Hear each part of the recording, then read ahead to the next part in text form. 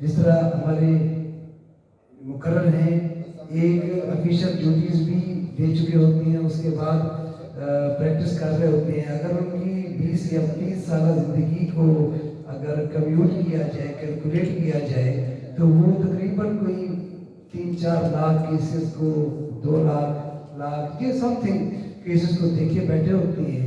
उनके अंदर एक अपनी एक इमोशंस होती हैं, रूह होती है अपनी, वो केस की नेचर्स को देख रहे होते हैं, कोर्ट्स की तरफ से होने वाली जो प्रोसीडिंग्स हैं उनमें कुछ ड्रॉबैक्स, बेगुनाज और कोई ऐसी चीज़ें जो वो चाह रहे होते हैं कि वो होना चाहिए।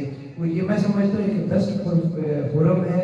पंजाब बार काउंसिल में ये तमाम वीडियोस पहुँचेंगी, तो अपने अंदर से जो आप जो चीज़ चाह रहे हैं, I think it would be the proper forum to speak, to address to someone to whom you want to address।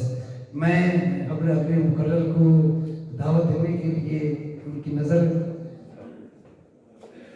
अपनी बार वोकेशनल कोर्स की तरफ से अर्ज करूंगा कि एक काम सोचते हैं मियाँ अगर कर सको, एक काम सोचते हैं मियाँ कर सको अगर, रोशन चरागे दिल ज़देगा कर सको अगर, आइंदगा को अमन मिले आतिशी मिले, जमशेद इलाज शहरी फिजा कर सको अगर। मैं आप सब की तालियों की भरपूर गूंज में दावत दूंगा जनाब जमशेद इकबाल साहब को कि वो आएँ और अपने topic how a civil institute and its initial stages पर अपना खूबसूरत लेक्चर डिलीवर करें। जनाब जमशेद इकबाल साहब।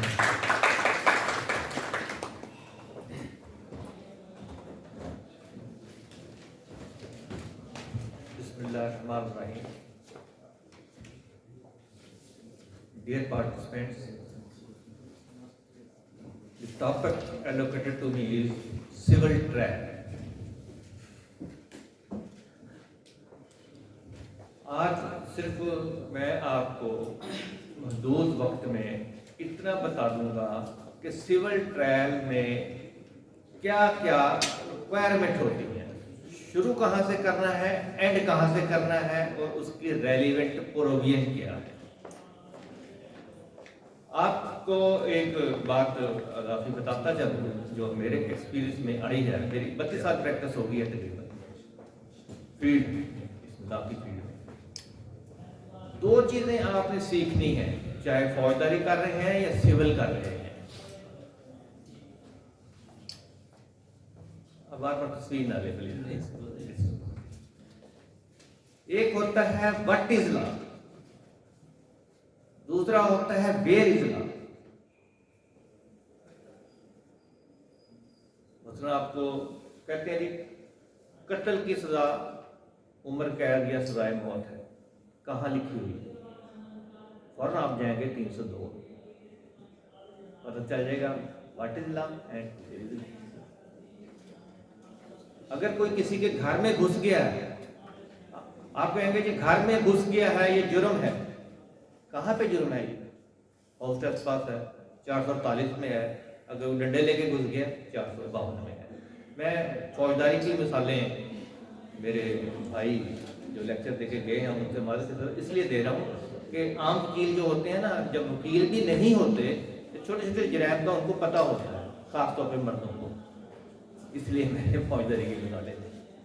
अच्छा, सिविल ट्रायल शुरू होता है अर्जी दावे से। इंस्टीट्यूशन ऑफ कंप्लेंट, सॉरी वो प्लेंट, कंप्लेंट प्लेंट। अब इसके लिए प्लेंट कहाँ लिखा हुआ है ये कि प्लेंट से अर्जी दावा शुरू होगा, तो आप सेक्शन 4 पढ़ें। किसी एक बार सीपीसी है देखे जरा।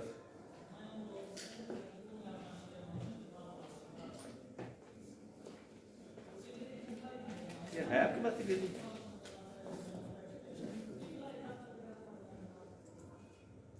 सेक्शन 26 निकालें जरा।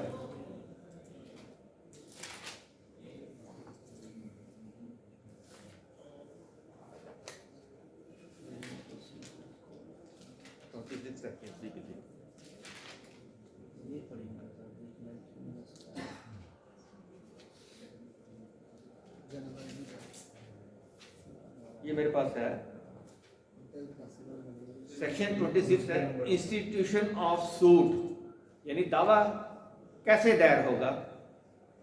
Every suit shall be instituted by the presentation of plaint और in such other manner as may be prescribe. अब अदर मैनर कोई प्रेस्क्राइब नहीं हुआ तो प्लेट की सूरत में, अर्जी दावे की सूरत में आप दावा दायर करेंगे। यही चीज फिर आप आ जाएं ऑर्डर 4। अब ये तो आपको वाज़ेह है ना सेक्शन और ऑर्डर में क्या फर्क है। अगर वाज़ेह है तो बताएं, नहीं तो मैं बता देता हूं चलते चलते। सेक्शन है वो पास्ड बाय द पार्लियामेंट होती है, असल कानून। जो आगे ऑर्डर है, ऑर्डर को आप समझे एक चैप्टर है, उस चैप्टर में उन सेक्शन को एप्लीकेबल बनाने के लिए रूल्स दिए हुए हैं। वो सेक्शन को किस तरह अमल दरामद करना उस सेक्शन पे, उसके लिए रूल्स दिए गए हैं। चैप्टर 1 रूल 2 3 4 5 6, ठीक है। जैसे सिविल अपील है, फर्स्ट अपील 96, ऑर्डर 96 है और सेक्शन 96 है सिविल अपील के लिए, फर्स्ट अपील के लिए। वो अपील कैसे दायर होगी, उसमें एडिशनल एविडेंस कैसे होगी, जज कैसे सुनेंगे, ये इसके लिए ऑर्डर आ जाएगा 41, यानी चैप्टर 41, उसके रूल 1 2 3 4 5 सारे लिए। अब समझ आइए ऑर्डर और रूल में। इसी तरह सेक्शन जो मैंने 26 बताई है उसको ऑर्डर डील करता है 4। ये लिखते जाए मेरा ख्याल है। क्या पेज नंबर इस बुक से के पेज और है, उसके और है आपके। आप ऑर्डर 4 निकालें।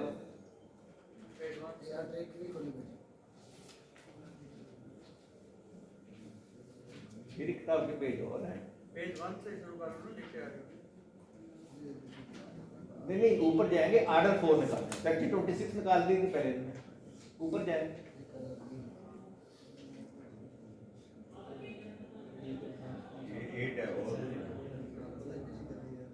चैप्टर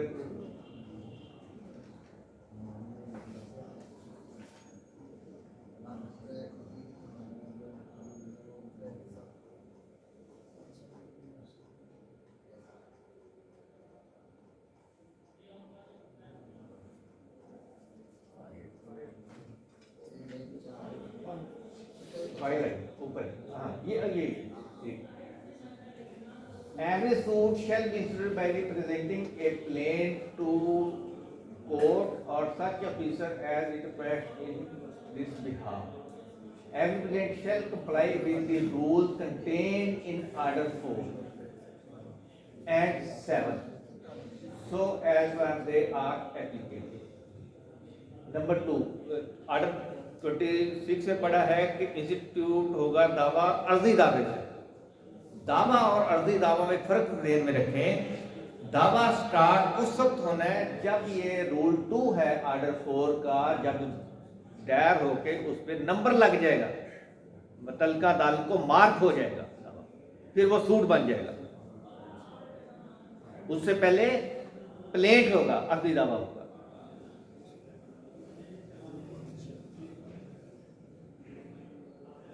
फिर उसके बाद जब ये प्लेट कैसे ड्राफ्ट करना है उसको ऑर्डर 7 में बयान किया हुआ है कि दावे के क्या एलिमेंट हैं, क्या रिक्वायरमेंट है, दावा में क्या क्या होना चाहिए, ये ऑर्डर 7 रूल 1 में दिया हुआ है। ये आज का टॉपिक नहीं है, ये तो ड्राफ्टिंग के मानी में आएगा। जब ड्राफ्टिंग का सब्जेक्ट करेंगे तो फिर उसमें देखेंगे। वैसे भी ऑर्डर 7 रूल 1 पढ़ ले तो उसमें वैसे बहुत साफ है, क्लियर है क्या क्या दावे में होना चाहिए। जब दावा दायर हो गया, बन गया दावा, फिर जाते हैं दूसरी पार्टी को नोटिस।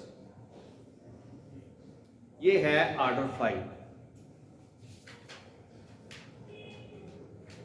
उसमें समन जाएं, नोटिस जाएं, फिर लिफाफा रजिस्ट्री जाए, इश्तिहार जाए, जो भी तरीका है ये हुए 3-4 तरीके, वो सारे आर्डर 5 में है। दावे के बाद समन इशू होंगे आर्डर 5 में।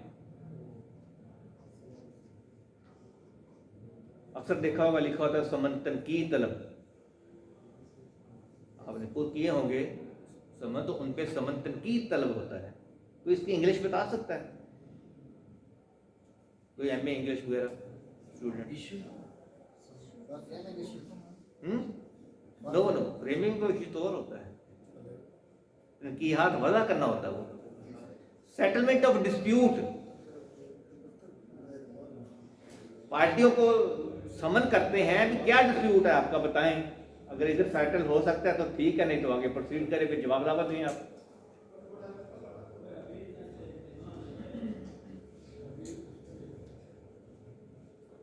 तो जब पार्टी समन चले जाते हैं तो आर्डर 3 के मुताबिक, ये सीपीसी इसलिए थोड़े से दोस्तों को मुश्किल लगती है, बहनों को मुश्किल लगती है, बेटियों को, कि इसकी तरतीब नहीं है।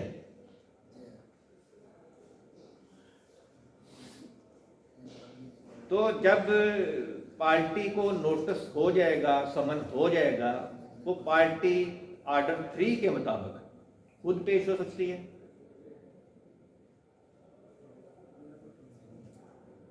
मुख्तारनामे के जरिए पेश हो सकती है। बाद वह पार्टियां बाहर होती हैं, उनका मुख्तारनामा दिया होता है, या दूर होती हैं मुख्तारनामा दे देते हैं अपने रिश्तेदारों को, या वकील के जरिए पेश हो सकती है।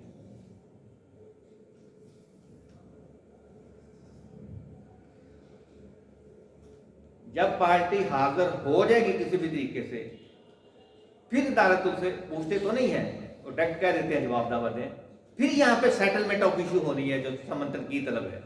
फिर अदालत ने पूछना है ये दावा हुआ है आपके खिलाफ, वो कहेगा जी ठीक है मैं इसको मानता हूँ या नहीं मानता हूँ। तो जो भी है, अगर मानता है तो वहीं पे फैसला हो जाएगा दोनों का। अगर वहां पे फैसला नहीं होता तो फिर कोर्ट जवाब दावा रिक्वायर करेंगे आर्डर 8 में।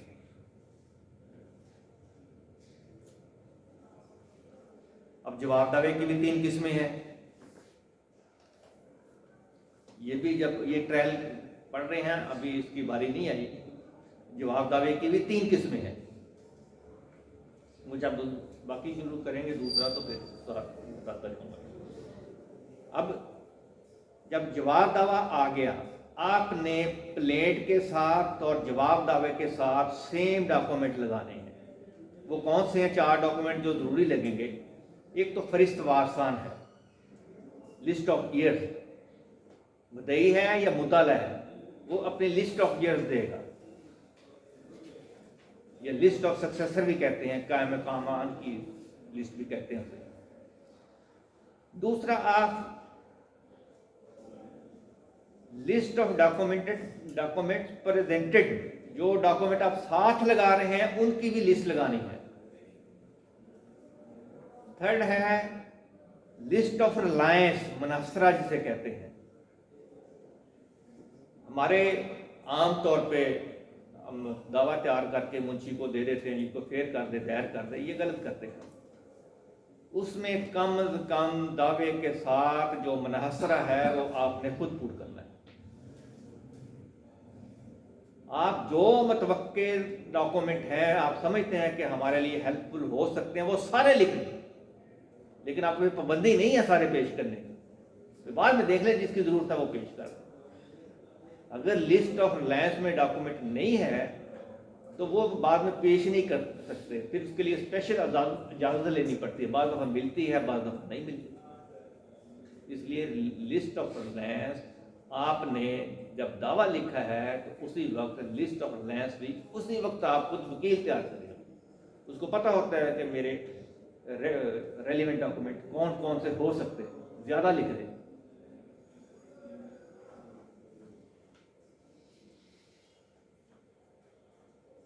फिर दावे के साथ जब दायर किया है आपने तो एक स्टे एप्लीकेशन भी होती है। जरूरी नहीं सारे दावों में आप स्टे भी लें कुछ, लेकिन स्टे के बगैर पार्टी आती भी नहीं है। तो फिर जब ये प्लीडिंग मुकम्मल हो जाएगी, दावा और जवाब दावा, इन दोनों को कहते हैं प्लीडिंग। दरखास्त जवाब दरखास्त दोनों को कहते हैं प्लीडिंग। जब प्लीडिंग मुकम्मल हो जाएगी, जवाब दावा भी आ जाएगा, जवाब दरखास्त भी आ जाएगी, फिर स्टे पे बहस होगी। स्टे पे बहस होने के बाद जो भी फैसला स्टे खारिज हो या मंजूर हो, कोर्ट फौरी तौर पर इशू फ्रेम करेगी, जो कि आर्डर 14 के तहत फ्रेम होते हैं।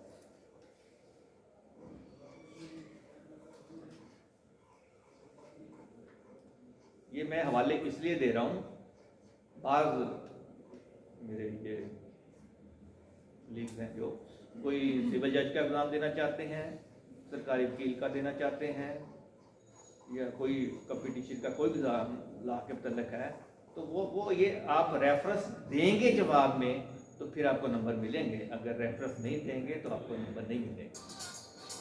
सिंपल प्रोसीजर लिख देना कोई माने नहीं रखता। जैसे पहले मैंने कहा what is law and where is law, दोनों बताना है आपने।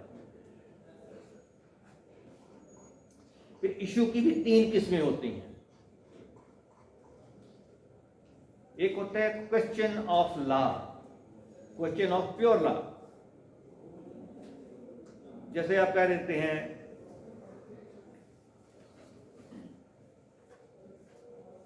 कि बाढ़ बाई रेस्ट ड्यूटी काटा है, इस दावे पे तो पहले फैसला हो चुका है, अब ये दावा नहीं चल सकता। आपने कापी लगानी है पुराने दावे की और जज ने उस पर बहस सुननी है आपकी, फैसला कर देना है कि ये बाद वाला दावा नहीं चल सकता। ये है question of law, rest duty का सेक्शन 11 में है। बाज़ दफ़ा लिमिटेशन का जो सवाल है मियाद का, वो भी प्योर क्वेश्चन ऑफ लॉ होता है।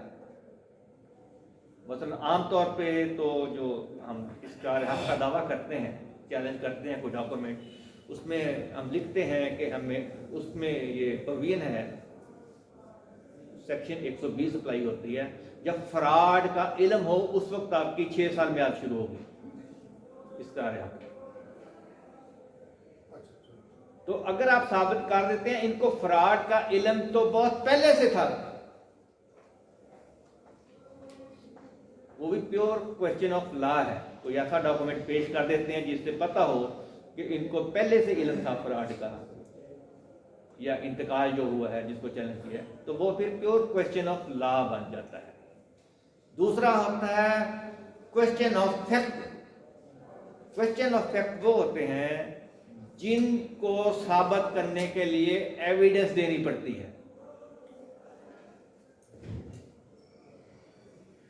और तीसरा होता है issue mix question of law and fact. इसमें क्वेश्चन ऑफ लॉ को प्रूव करने के लिए एविडेंस देनी पड़ती है।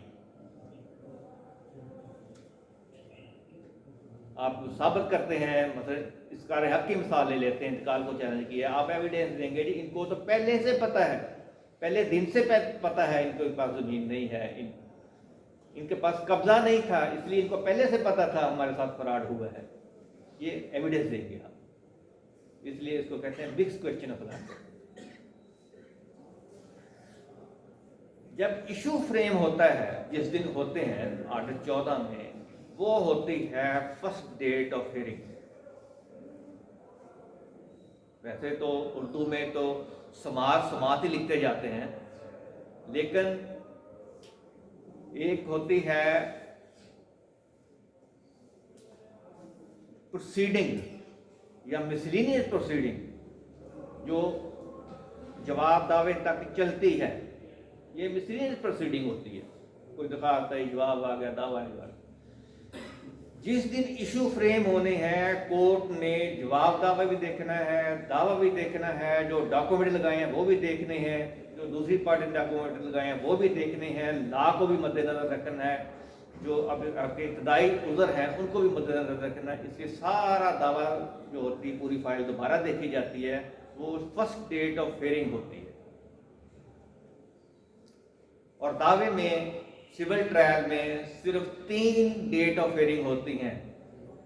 नंबर 1 जिस दिन इशू फ्रेम होते हैं, नंबर 2 जब शहादत के लिए मुकर्रर होता है, नंबर 3 जब बहस के लिए मुकर्रर होता है। अगर दावा हेयरिंग के लिए मुकर्रर ना हो, जो मैंने बताई हैं, अदम पैरवी में खारिज हो जाए, फिर उसके लिए म्याद 30 दिन नहीं है, फिर उसके लिए म्याद आर्टिकल 181 लिमिटेशन एक्ट के तहत 3 साल है।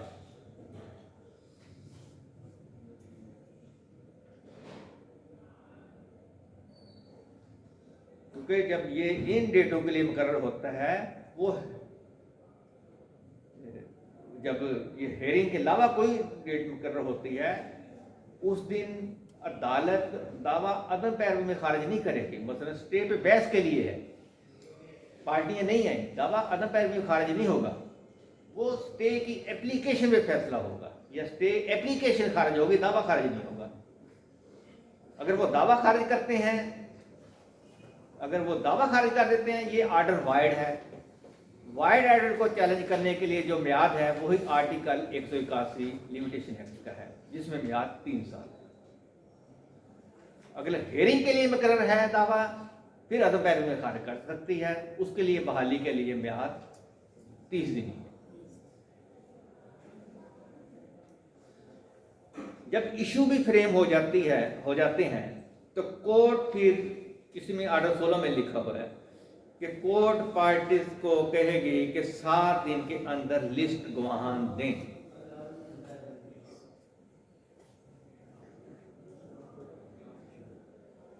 अब इसमें भी मैं एक्सपीरियंस की बिना पे आपको बता रहा हूँ, ये भी वकील को पता होता है मैंने कौन कौन से गवाह पेश करने हैं, कौन से तलब कराने हैं।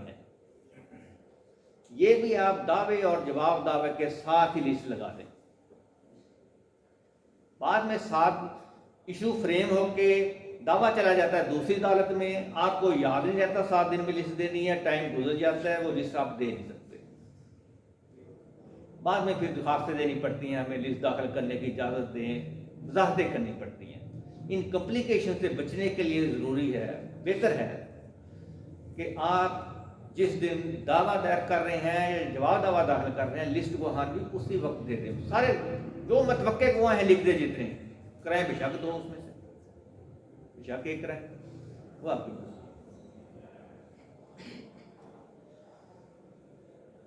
फिर जब एविडेंस वहां की लिस्ट भी आ जाती है, फिर एविडेंस का मसला आ जाता है। एविडेंस को डील करता है आर्डर 18।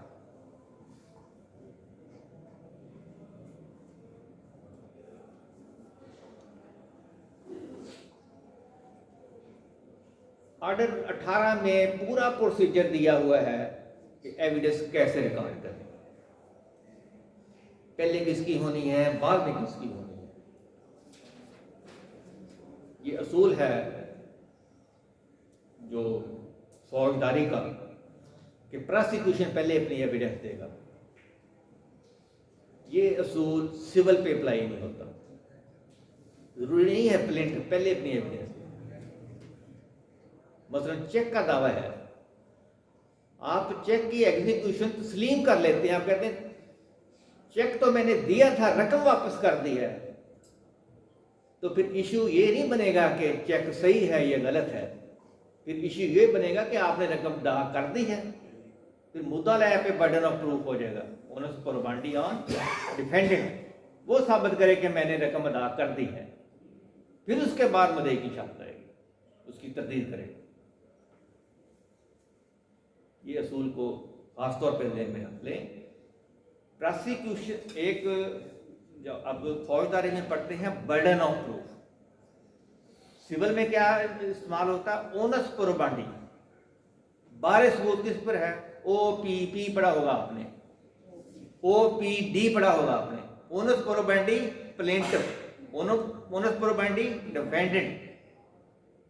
ये बर्डन शिफ्ट होता रहता है, लेकिन जो बर्डन ऑफ प्रूफ है वो शिफ्ट नहीं होता, हमेशा प्रोसिक्यूशन पे रहता है।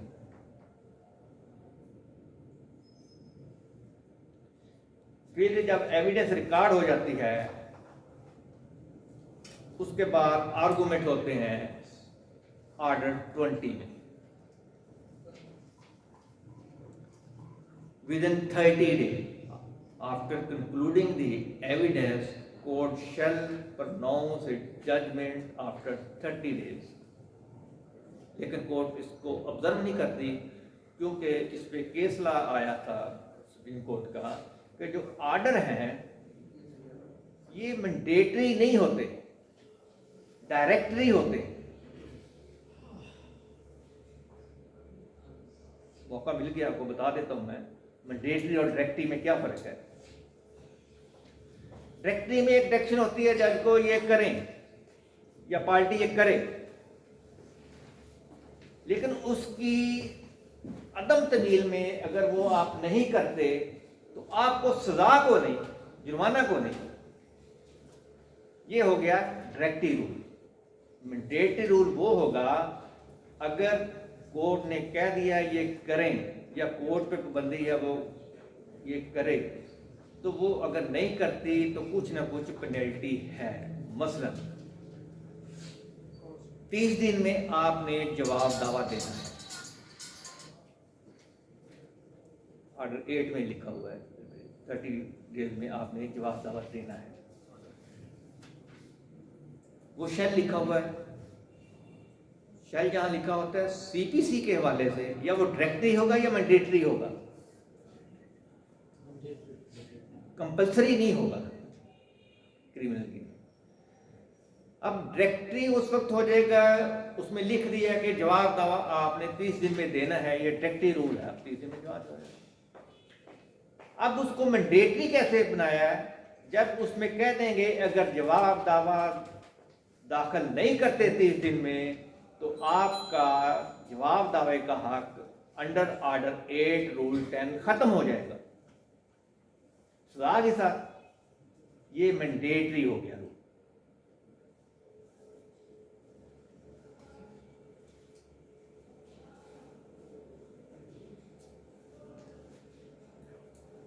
आर्गूमेंट के बाद ऑर्डर 20 में ही जजमेंट है और ऑर्डर 20 ही में उसकी डिग्री बनेगी।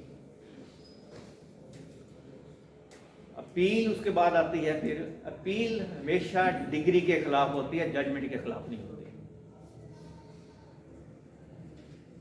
अकेली जजमेंट आप लगा दें साथ, अपील कर दें, अपील मेंटेनेबल नहीं है। डिग्री शीट लगा दें सर्टिफाइड कॉपी, अपील कर दें, अपील मेंटेनेबल है, कोर्ट रिकॉर्ड मंगाएगी तो जजमेंट साथ आ जाएगी।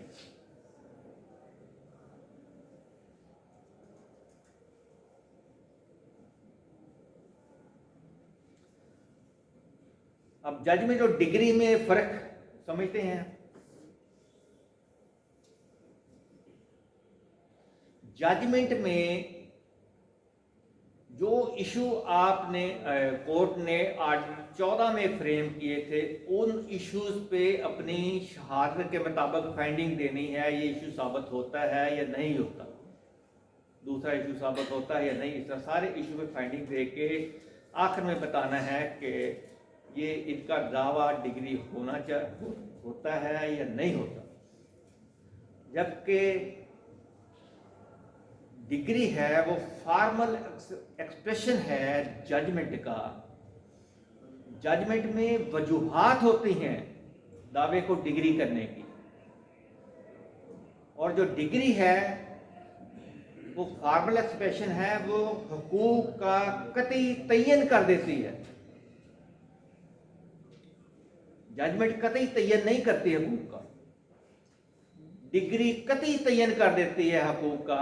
ये प्लेंटिफ का हक बनता है, दावा खारिज किया जाता है। ये प्लेंटिफ का हक नहीं बनता, ये प्लेंटिफ का हक बनता है, दावा डिग्री किया जाता है। ये प्लेंटिफ का हक नहीं बनता, दावा खारिज किया जाता है। ये 2-4 लाइनें होती हैं, उस पर हेड नोट लिख के नीचे लिख के आज समाप्त किया गया, फलां फलां वकील पेश हुए, तो दावा डिग्री किया जाता है या खारिज किया जाता है। अब सिविल सीपीसी के हवाले से या सिविल लॉ के हवाले से अपनी तसल्ली और तशफ़ी के मुताबिक जो सवाल पूछना चाहते हैं मैं हाजिर हूँ, इंशाअल्लाह आपको जवाब देंगे।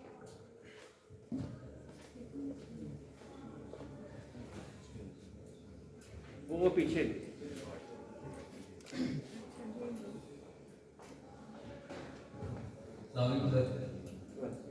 सर अक्सर फाइल में देखा जाता है कि जो नसरा होता है लाइव ऑन उसमें एक वो फिक्र देते हैं कि दीगर नकुलात मुसक्का दीगर नकुलात पेश की जाएंगी, क्या ये ठीक है? वो गलत है, वो गलत है नसरा में। वो एग्जैक्टली लिखते हैं कि एग्जैक्ट लिखे कौन कौन सी पेश करनी, जी सर ये तो वो फिर नहीं करवा सकते, वो नहीं करा सकते। Thank you sir. उसमें जरूरत भी गलत है। सर मेरा क्वेश्चन ये है कि जब हम जवाब दावा दे रहे होते हैं तो वहाँ पर गुजरात वाक़ियाती और गुजरात इब्तदाई लिख रहे होते हैं, ये दो चीज़ें हम क्यों लिखते हैं और क्या लामी क्या जो वो है? समझ गया आपका सवाल। डोंट गुजरात वाक़ियाती तो वो होते हैं जो अर्जी दावा दायर आया है उसका पैरा वाइज जवाब देना है आपने। उज़रात इब्तदाई में दो किस्म के उज़र होते हैं, एक तो जो आपने क्वेश्चन ऑफ लॉ के करने हैं, आपने लिखना है ज़्यादल म्याद है, मेंटेनेबल नहीं है, मुझे मुआवजा दिलाया जाए 35A के तहत, ऐसी चीज़ें।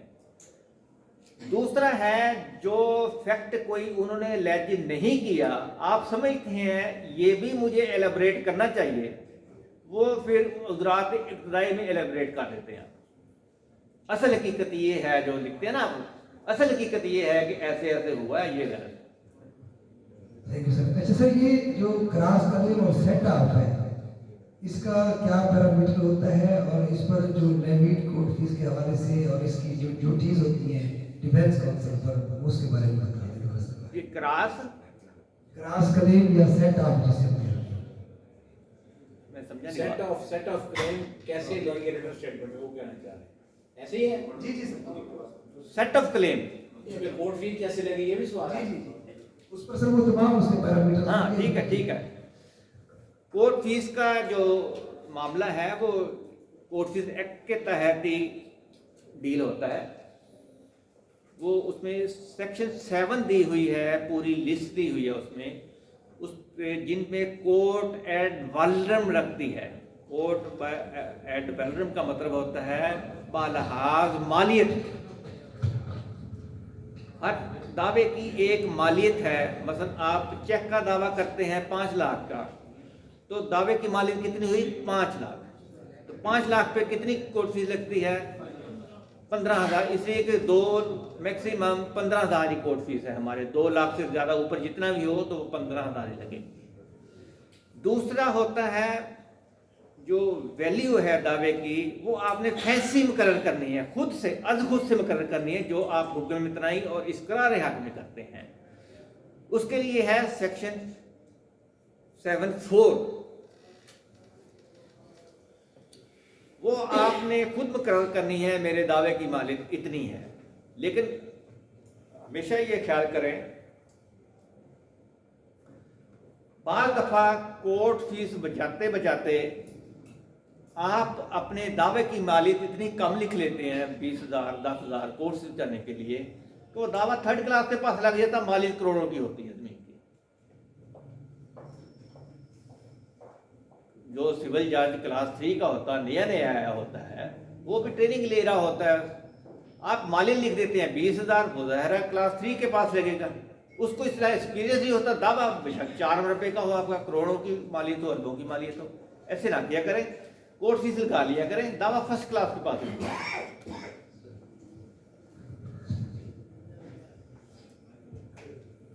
ये सर आपने कहा था कि लिस्ट वहाँ स्किप हो जाए तो एप्लीकेशन देनी पड़ती है, तो दोबारा लिस्ट वहाँ देने के लिए, वो किस ऑर्डर रूल के तहत देते हैं सर? कौन सी लिस्ट वहाँ सर जब इशू फ्रेम होने के बाद देते हैं विदिन 7 डेज लिस्ट? इसको जब आप लिस्ट मिस हो जाती है तो आप गवाह पेश नहीं कर सकते, ये तो लिखा हुआ है, जी सर। आर्डर 16 में है, बिल्कुल। एग्जैक्ट प्रोविजन मुझे याद नहीं है। तो फिर आप order 16 read with section 151 inherent power court की इस बात है। ऑर्डर 16 में लिखा हुआ है सर कि कोई लिस्ट वहाँ से कोई गवाह उम्मीद हो जाए तो ऐड कर सकते हैं, नई लिस्ट वहाँ नहीं दे सकते। वो 151 इसीलिए लगाते हैं ना, आप उसकी वजह बयान करते हैं कि उस वक्त ये मामला हो गया था, बियॉन्ड माई कंट्रोल था, मैं लिस्ट नहीं दे सका, अब मुझे इजाजत है लिस्ट दाखिल करने की, फिर नई लिस्ट दाखिल कर इनहेरेंट पावर होगी, है इनहेरेंट पावर ऑफ कोर्ट में। Inherent power of court. अगर नाम चेंज करना, लिस्ट आई हुई है तो फिर तो 16 में है। सर ये जिस तरह आपने कम्प्रीहेंसिव ये फरमाया, जवाब दावे के ऊपर एक काउंसिल की जिम्मेदारी है, जिस तरह आपने बयान फरमाई है, इसी तरीके से जब दावा एक दायर किया जाता है उस वक्त काउंसिल के ऊपर क्या क्या पिएगा होगी, हमारे ऊपर क्या क्या जिम्मेदारियां होती हैं, उसके बारे में।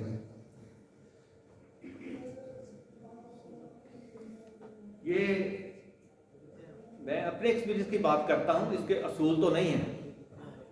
बिल्कुल है। पहले जो पार्टी आती है